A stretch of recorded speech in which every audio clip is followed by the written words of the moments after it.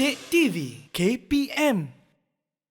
Okey, kita pergi kepada slide yang seterusnya. Okey, untuk faktor luaran. Okey, seperti yang sedia maklum, kita ada dua jenis faktor yang berlaku dalam perubahan persekitaran perniagaan.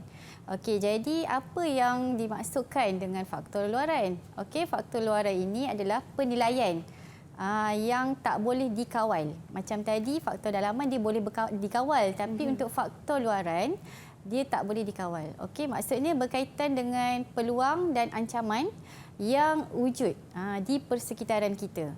Maksudnya dari segi peluang tu kita nak tengok apakah peluang yang ada di depan kita untuk kita dapatkan peluang tersebut. Okey, untuk perniagaan memang kita perlu ambil peluang. Okey, dari segi ancaman. Ancaman tu maksud dia persaingan. Dari segi perniagaan lain.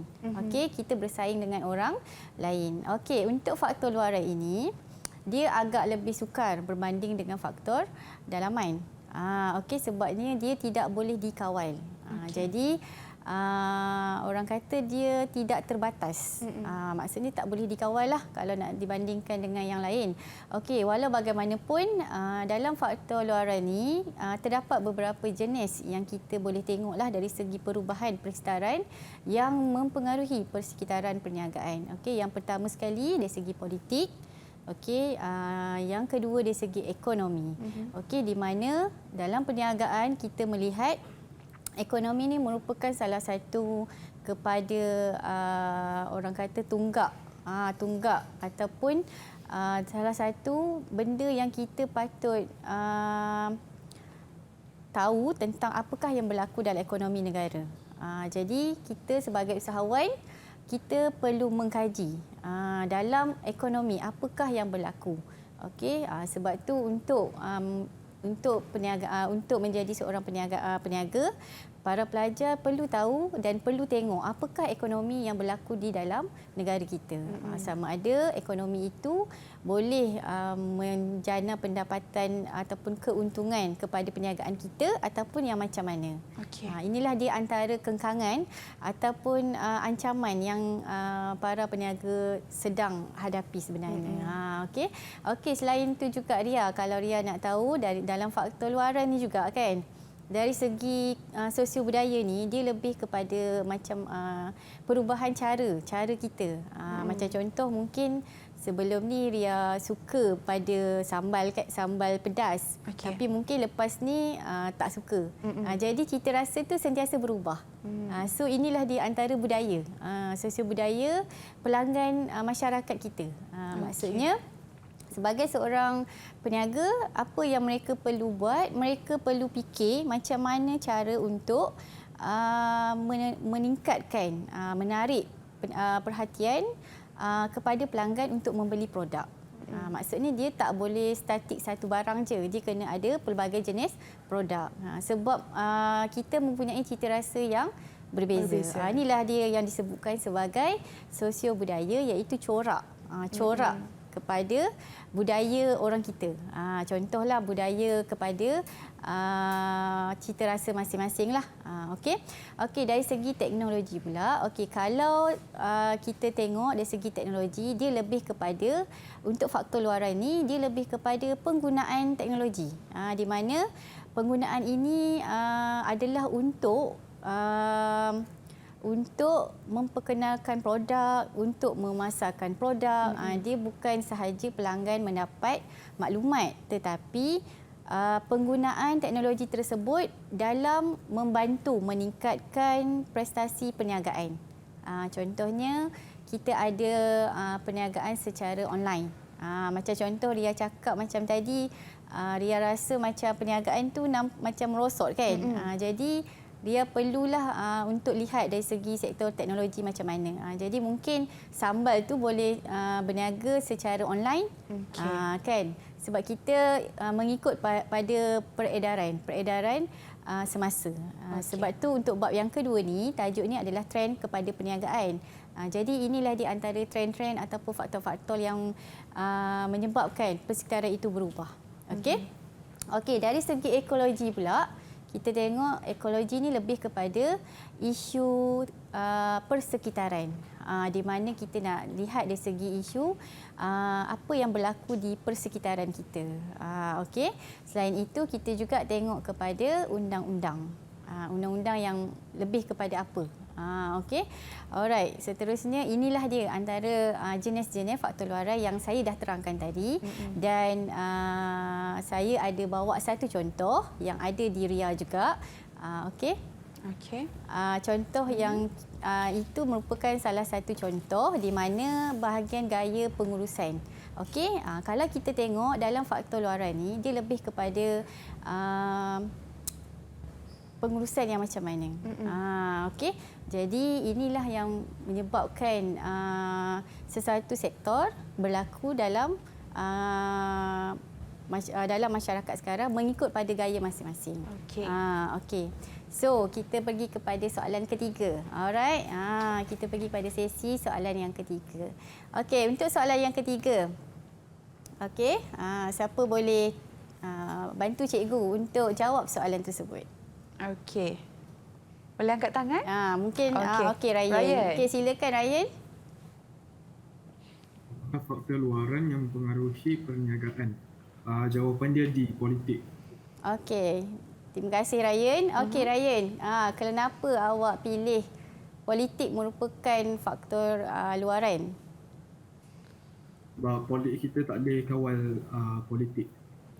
Okey. So maksudnya benda tu sukar untuk dikawal. Okey, terima kasih Ryan. Okey, yang ketiga. Okey, ini adalah jawapan yang dijawab oleh Ryan tadi. Okey, yang keempat. Okey, ini merupakan soalan berbentuk esei. Di sini juga saya tunjukkan sedikit soalan berbentuk esei supaya pelajar faham okey dengan lebih mendalam lagi okey untuk menjawab soalan berkaitan dengan faktor pengeluaran. Okey, ini adalah untuk persediaan untuk kertas perniagaan kedua. Okey. So dekat sini mungkin Sharifah boleh tolong saya tak Sharifah? Okey Sharifah, boleh baca Sharifah? Boleh cikgu.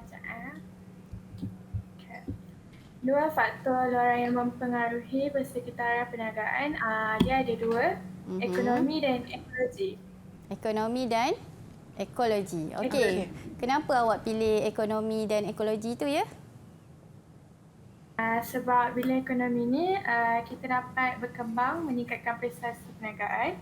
Kalau ekologi ni pula dia melibatkan isu persekitaran seperti kekurangan sumber bahan mentah. Oh, okey. So ada apa-apa lagi tak nak bagi contoh tentang faktor luaran ni? Mungkin tadi antara yang ada dalam jenis faktor pengeluaran kan? Mungkin ada tak nak bagi penambahan jawapan selain daripada yang awak cakap tu?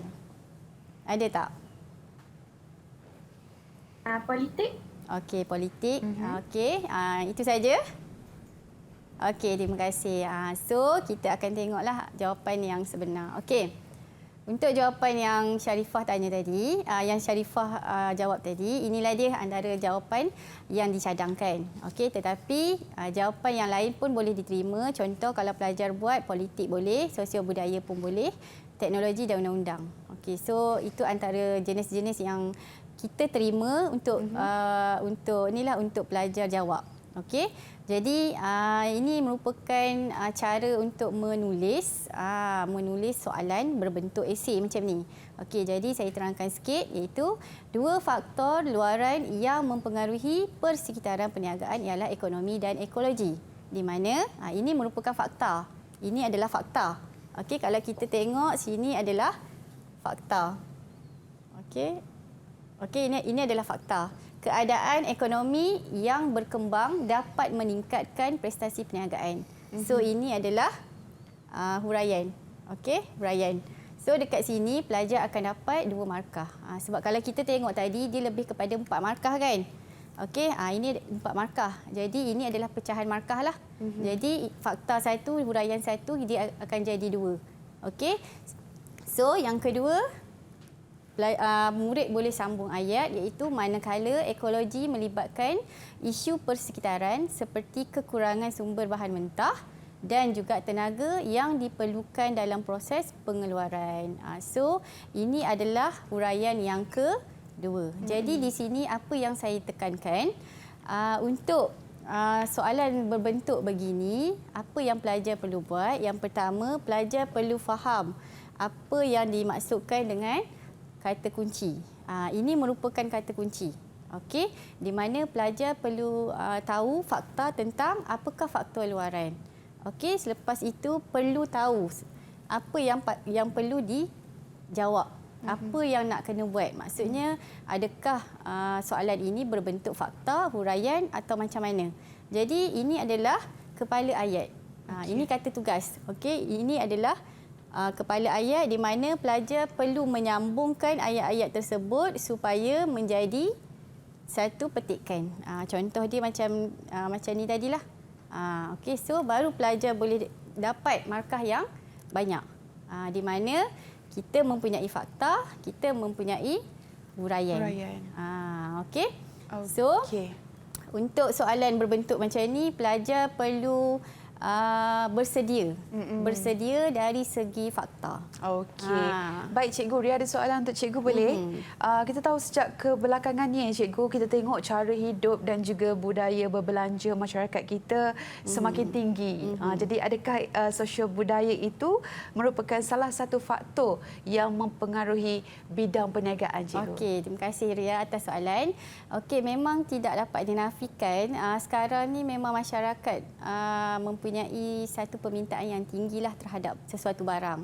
Okey, contohnya seperti yang kita tengok musim perayaan. Okey, kita nampak antara produk-produk yang disukai, yang diminati oleh pelanggan. Jadi dari situ peniaga perlu melihat dari satu sudut faktor luaran, di mana dalam perniagaan ini perlu membuat satu analisis tentang masalah tersebut. Jadi apa yang kita nak perlu buat pada produk kita. Sebab kalau ikutkan sosial budaya ni dia lebih kepada cita rasa. Macam kalau musim perayaan mungkin cita rasa lebih kepada kuih raya. Jadi peniaga perlu menyediakan kuih raya. Okey. So maksudnya di sini perniagaan ini merupakan perniagaan cara bermusim. Sebab dia ikut musim. Kalau perniagaan seperti biasa dia tak ikut musim sangat. Okey. So itulah di antara sosial budaya ni memang merupakan faktor luaran yang mempengaruhi persekitaran perniagaan. Okey, di samping itu juga dari segi dari segi undang-undang, apa yang boleh saya terangkan sikit iaitu di mana setiap peniaga perlu tahu apakah produk, apakah langkah yang perlu diambil supaya tidak melanggar undang-undang perniagaan. Sebab dalam perniagaan kita mempunyai undang-undang, kita mempunyai akta. Okey, di mana peniaga tidak boleh sesuka hati untuk menggunakan cara sendiri. Sebab itu undang-undang ni merupakan faktor luaran yang ada dalam perniagaan. Didik TV KPM